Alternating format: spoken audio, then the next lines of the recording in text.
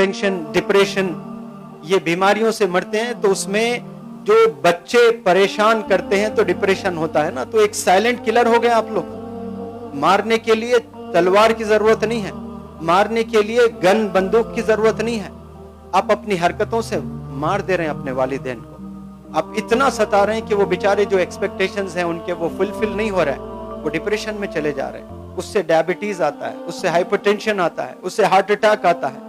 बच्चों की वजह से कई वालिदैन मर गए हैं, यकीन जाने। मौत तो आनी है, लेकिन सबब आप बन गए हो। सब ने मरने आना है यहाँ पर, हर इंसान मरेगा एक दिन, लेकिन उनकी मौत के सबब रीजन आप प्लीज आप ना बने। अल्लाह से दुआ मांगते रहें आप लोग रोजाना कि या अल्लाह मेरे सर पर मेरे वालिदैन का साया हमेशा रख, या अल्लाह मेरी कामयाबी उनको दिखा, या अल्लाह। ये दुआ करें आप लोग, रोज दुआ करें, एवरी डे करें, हर नमाज में करें आप लोग। फिर अल्लाह की मदद भी आएगी, वालिदैन क्या खुश होंगे।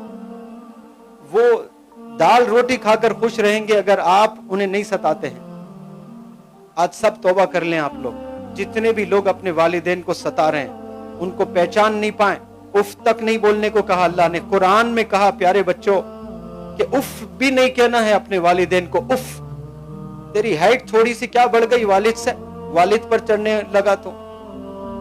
जिम जाकर थोड़ा सा स्ट्रांग क्या हो गया, वालिद पे हाथ उठाने लगे बच्चे। आज कॉल्स आते हैं मुझे, वालिद डरता है, देखो मेरे बच्चे को कुछ मत बोलो, बहुत गुस्सा है उसको करके। ये वालिद की जुबान ऐसी होनी चाहिए, मेरे बच्चे को समझाओ, उसको सही रास्ते पे ले आओ। आज बोल नहीं सकता, बाप डरता है बेटे से, थोड़ा सा सर जरा प्यार से समझाओ, मेरे बच्चे को बहुत गुस्सा है। Is it the language of father?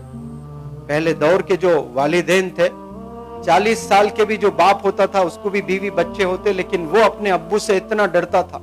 पहले के लोग क्या लोग थे माशाअल्लाह।